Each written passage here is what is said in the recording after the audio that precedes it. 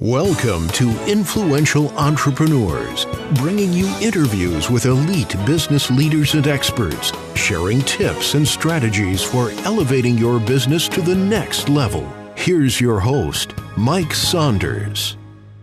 Hello and welcome to this episode of Influential Entrepreneurs. This is Mike Saunders, the Authority Positioning Coach.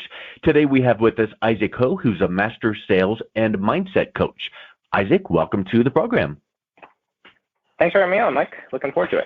Yeah, me too. I always like to learn from people and pick up little tidbits and tie concepts together. So give us a little bit of your background and your entrepreneurial journey up to this point in your career. Yeah, I started my journey really when I realized there was something wrong with me when I was growing up as a little kid. And, for me, it was actually having diarrhea in the mall when I was about 4 years old. And it's one of those ages where you have this subconscious belief about yourself. And I remember just my mom, my brother, we all ate the same cinnamon roll. And I just started browning my pants, Mike. And ever since then, it was like I started realizing my body was different than my family's.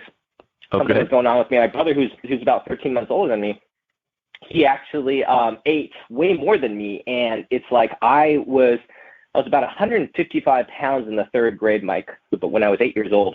And my brother was just this lean, mean machine. And I had back pain and knee pain and all the emotional weight that comes with that. And that's really where my journey started to really heal that. And that led to me losing the weight and reinventing myself and going on this journey where I was just in love with physical and personal development. And that led to me becoming a trainer and working with people in health coaching when I was 17 and opened my actual brick and mortar business when I was 22. And I still have that business. And so I've had that for 11 years now. And after I had that business, I moved into opening a therapy business specifically for helping people heal physically, and then transitioned to more emotional health coaching. And what I really ran into myself at that point was this moment where I had built these businesses, I built the skill set, and I didn't have the fulfillment that I really wanted. I didn't have the lifestyle that I really wanted. And I hired this little-known coach in Rochester, New York, and I went from charging about $225 an hour to getting $16,000 paid in full contracts. And that really changed my lifestyle. It really changed what I saw available for me and my family. And that's really how I ended up moving into a business focus. People started coming to me and asking me, hey, how'd you do that? How are you selling 30K health and fitness programs? And I started helping people with that. And that's really the story of kind of how I ended up here. That is awesome. And I will have to say that I've never had a story start off the same way that yours did. So kudos to you. That's awesome. One thing that I will say that I noticed with that progression is you had segments of your life looking back on it that you're like, oh, well, this caused me then to think this and do this to improve myself. And then this caused me to, capitalize on this aspect of my life or the journey that I'm on to bring people along with me. And so the neat thing is you could have paused through that very first, time in your life and gone, wow, I'm broken and I guess I'm just going to be this way the rest of my life and woe is me. But you pulled yourself up by the proverbial bootstraps and like, let's just move through this. What's it going to take, to get past this? I'm sick and tired of being sick and tired, as they say, and you moved on. And so it was, let's open up this and let's help people. And then you started fine tuning things about yourself personally, professionally, and then kind of like wrapping your arms around people going, hey, let me show you some mistakes I've made. Let me show you some successes I've learned and come along with me and I can help you do the same. So through that observation, what I would ask you is, that has to be hardwired into you. Because sometimes you can say, oh, well, you can teach this to people, you can teach that to people. But sometimes that perseverance and overcoming aspect is really a hardwired thing that because there's so many segments of our population that you can point to go, wow, if they would just break through this, that would be so wonderful. But it's just not their DNA, it seems like. Yeah. Well, the interesting thing, I love that you're speaking about that, Mike, is, and I've thought a lot about that, and I look at, and this because you're a coach, is that you peel this onion and you learn more about yourself. And what I realized for me is that I had a high degree of self-loathing. And for me to be in my body, in the experience I was. And I'll tell you what it was for me when I decided to lose that weight when I was in middle school. It was the summer of 7th grade, and I knew I was going to 8th grade, and I knew I was going to go to high school. And I asked myself this question: do I want to keep living like this the rest of my life? Do I want to hide myself underneath baggy clothes? Do I want to sit here at every single sport and be picked last? Do I want to endure that beating for the rest of my life and really not have the confidence or feel wanted with a partner? And it was just too painful for me not to, Mike. And in that situation, I realized, I had to. And in every great moment I've had, because it wasn't a linear journey, I go back and I talk about it because I can see really where I was headed, but it didn't feel linear. And one of the things that I teach my clients as well, especially in sales, is if it's not painful enough, then the brain won't move. And the one thing I've learned to do is to ask myself, what am I really saying yes to if I say no to making this change? And that has helped me move with urgency to create these changes. And that's one of the things I actually try to hardwire into my clients, is really understanding that change, because the brain is set to help you survive, change comes from understanding where your decisions are really bringing you. Yeah. We could unpack that for probably days on end, but one thing it makes me think of is like the old story. Maybe you've heard this before, and if not, steal it and use it because it's great. It applies to what you just said, but it's like this one farmer walks up to this other, his buddy's farm, and goes up to the porch, and he's on the rocking chair and starts chatting with him, and every few minutes his hound dog raises his head and howls like he's in pain, and they keep talking, and after 3 or 4 times the one farmer goes, "Why is your dog howling?" He goes, "Oh, he's just laying on a nail." And he goes, "Well, how come he doesn't move?" He goes, "Well, it doesn't hurt him bad enough yet." And I think that's where we all are. We all go, "Yeah, I don't like this, I don't like that," but until you get to the point where you just aren't going to take it anymore, what can I do to change this? And like you just described, what's the opportunity cost of staying here or taking that move to get to that next step? And if you really go, "I'm here, I want to be there," what are the steps that would take? Maybe you need that outside coach to help you, make those steps or materialize, crystallize them. But when you take it one step at a time, maybe it's not that big of a deal. And you're like, "Well, I can do that." Yeah, I love that story, Mike. That's funny. So swipe and adapt. Like that. Yep, swipe and adapt. Okay, so let's talk about this. You mentioned about, kind of like being sick and tired from the personal sense. What about business owners or, thought leaders or coaches that you work with to help them with their mindset, their sales? What are you seeing that, you said the phrase self-loathing, yourself personally. Well, what do business owners and entrepreneurs self-loathe about themselves, either personally or professionally, that impact their business, that you've got to put the finger on it and go, "It's right there, dude. You can't see it, but I can, and it's this. We got to fix it." And then poof, all of a sudden, now it's clear we now can move forward, almost like a blockage. Yeah, I think the incredible thing about being a self-loather is that because of polarity, if you have a lot of self-hate, you also have a lot of self-love. And what I find with many entrepreneurs that are in that situation is, and I tend to work with solo entrepreneurs, so someone that maybe has a business and is doing most of the fulfillment but wants to get out of that by actually bringing enough income into their business and starting to create ease in a lifestyle, and then building a team. That way they can go and pursue the next chapter of their life. That's generally who I work with. So someone that would be in this space, and this is where I was, where I knew I had the skill set, I knew I could do it, but I really knew there was more for me. There was a next chapter, and the self-loathing was really going, "Oh my gosh, you're so capable, but why haven't you created that result?" And knowing and walking around and living with the knowledge and the knowing that I hadn't created it, even though I knew I was capable, and also seeing other people in my experience that I went, "Oh my gosh, like that person, they have a glimmer of what I want," and I really just needed the right teacher. I needed to have the right way of thinking about it. I needed to understand how I was thinking about what I was thinking about. I needed to change that thinking, and I also needed the right skill set. And the combination of those two things, if you're in a space of self-loathing, is realizing that you have the capability to really love yourself at a great level, and you have to love yourself enough to understand what you need. And it's what you need is you have to change how you're thinking about your current way, because the current way you're thinking about it is creating your current results. Yeah.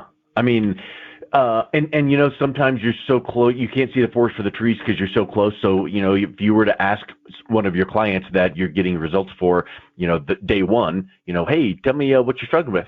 I'll bet you that some of them would go, I have no clue. And you're like, oh, no, but where's the blockage in? And they're like, I just don't know. And so I think that sometimes it takes that external third party perspective to ask the right questions to kind of bring it to light. So that's where you come in. And I know one of your ways that you coach your clients is helping them to, with the sales, the mindset and sales go hand to hand. And for the purpose of not selling a $47 product, but, maybe a $4,700 product, a, $47,000 product. So talk a little bit about helping your clients with overcoming the mindset of, I don't know, kind of like the imposter syndrome, right? I don't think that they're going to buy this $4,700 product or $47,000 product from me because, well, you've got to get over that and focus on the results. Well, how do you do that? Yeah, I love this question, and it's usually in the first conversation because most people are trying to create change based off where they're currently at, not where they want to be. And so when I first talk with the client, they know where they're at, they know what they don't like, and they're so focused on that there's very little energy being given to what they actually want. And of course they want it, but 97% of their mind, the subconscious, is focused on keeping them right where they're at, which is that safety. And what we really have to understand about pricing is that sales is a transfer of energy. So if your energy around yourself, your energy around your service, your energy around your way of being in your business is not the right energy, people will say no, and it has nothing to do with the value that you bring. So what we really have to look at is people's beliefs about themselves, people's belief about their service. I have a client that was saying, hey, he was a potential client that ended up becoming a client. He had an IT business, and his whole thought was, well, I'll put together this $97 retainer for elderly people that need help with IT. And when I asked him what he really wanted in his business, it had nothing to do with making $97 a month or serving elderly people. It's just what he thought he could sell. And we really have to help people understand that they're making business decisions based off how they're currently seeing themselves, not how they want to be seeing themselves and where they want to be. So it's really helping them step into that and then being very conscious about the decisions they're making because that old programming is going to show up. It's interesting. I've heard this said before, but what you just described made me think of this, that people don't or people want a transformation, but they don't really want to get into the weeds of understanding the transportation to get them there. So I want this, future of this personally, professionally. I want to gain 20 pounds, lose 20 pounds. I want to have a business that, whatever. They want that transformation. And that's where they need to focus their attention on. But does it really matter that you're going to help guide them to get there using this or that or the other vehicle or transportation?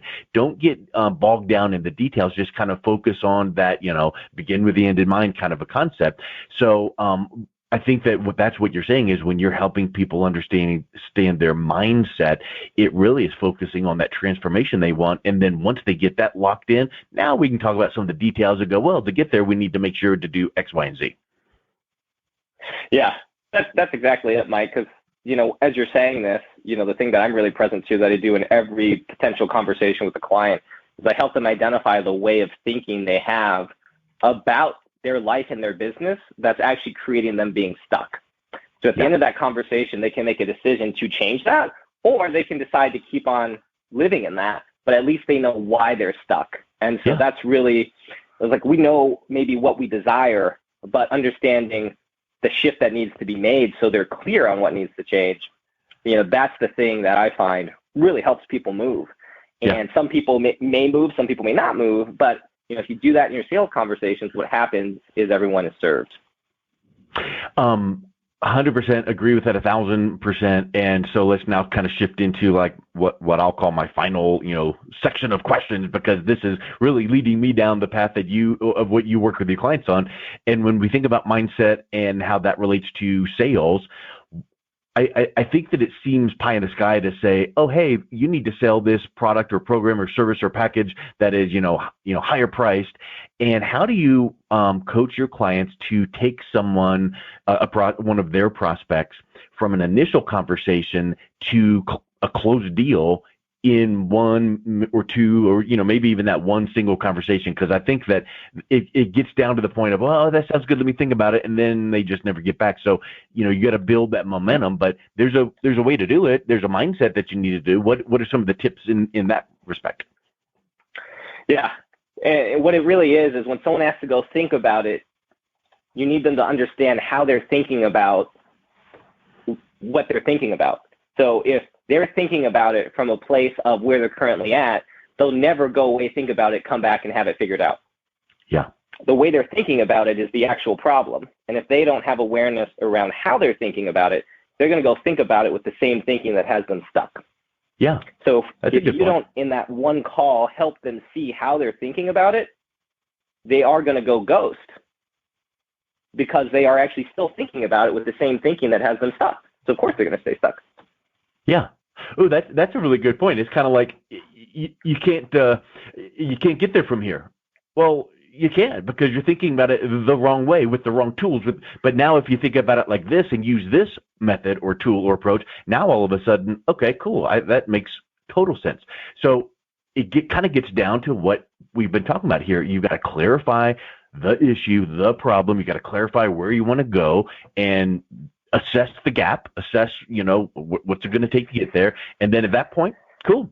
What's the next step? And then what's the next step past that? But don't try to, take the journey of 1,000 miles with that first step. It's just one time, one task at a time. I think that's just so spectacular. And I love how you combine mindset with sales, because in reality, people will say, oh, I'm just not a salesperson. Good. You shouldn't be a salesperson. People don't want to do business with someone that's pushy. Someone wants to do business with someone that they know, like, trust, as they say, and that understands them and listens. And I think a lot of that mindset in sales is the right questions, right? Yeah, absolutely. I mean, one of the things that I teach my clients is that coaching and sales are the same thing. Mm-hmm. You're selling the idea that they need to make a change and that they want to make a change. And that's the same thing you do when a client, if they hire me for health coaching, they have to decide they want to make a change. And they have to decide they're going to change the way they eat, the way they prioritize themselves, the way they love themselves, the activities that they do. So you're always selling. Like, most people don't realize you're a born salesperson. You're born to sell. As a baby, you sell the idea you need your diaper changed. You sell the idea you need water. You sell the idea you need love. So there's no way that anyone can be on this planet and not be selling something. Yeah. Now, when people attach money to the sale, and that belief is actually what ruins their sales conversations. I know so many fantastic coaches that can't sell any programs, or really struggle to even sell a 10K program, because as soon as the money shows up in the conversation, their coaching ability goes out the window. Yeah. Yeah. And again, that's all a mindset. And I think the more that coach sees, makes a certain sale and then sees spectacular results, and their client comes back and goes, hallelujah, look at all this that I've been able to do, then they start going, oh, well, maybe my ideas, strategies, blueprint, checklist, whatever, is actually of value. Let me bump the price up a little bit. And even though they should bump it up, 10x or whatever the case is, maybe it's just a little bump each time. So maybe you should be getting reviews anyway, but maybe you should really be working to get reviews, so that you once a week sit down and read through all the reviews and case studies from your clients, so that it convinces you of your value, and that you should then every 5 reviews have the formula of every 5 great reviews, bump your prices up by X. I don't know. Maybe that's not a great formula. That's an interesting thought. I love that you say that, because that's something some of my potential clients will actually say. It's like, I just need to be more positive about myself. I need to look at the results. But I have so many people that come to me and they go, man, my client made like $500,000 and I can't get myself to charge $30K for coaching. And one of the things that's happening here is they're thinking that someone else externally is going to validate them, and then they're going to feel worthy, which is the whole trap that people get into. It's not about, does someone say you're good or not? Now, the biggest thing that I find is a trap, and what really helps me with this, Mike, is when I hired a coach for $60,000 a year, that coach that didn't have all the money head trash that I had was able to help me see my head trash. Mm-hmm. And we're not going to change our money head trash without being around someone that doesn't have money head trash, because we're just going to have a different variation of our old head trash or their head trash. And so one of the things is you have to just make sure that the person you're working with does not have the same money beliefs and is not teaching you to look externally for your validation, because we've been doing that since we've been wounded, and it will not change our outcome. And I'm sure that there are mindset shifts and questions and processes you should go through to get to that point yourself, so that you can then guide your clients through that and your prospects. So that's a whole science and methodology, and that's why, Isaac Ho, Master Sales and Mindset Coach, comes into play. So what I would like to do here, Isaac, is what's the best way someone hearing this could go? A couple little of these points resonated with me. Tell me more. How can they reach out and connect with you and learn more about what you do? Yeah, thanks, Mike. Well, they can find me at isaachocoaching.com. Take a look on there. But the best way to really reach me is, one of the biggest things I have learned in my life around mindset is that there's rules we have about what we can have and what we can't have. And sometimes it's time and money. Sometimes it's joy and money. And the big thing that I teach in mindset is you can't have that and this. And so the best way to actually reach me is to text A-N-D, to 66866. And if you're going through an experience where you're feeling like you have to choose, and you want to explore what is actually happening in your mind that's creating that, then text A&D to that number, and we'll have a conversation so you can get clear.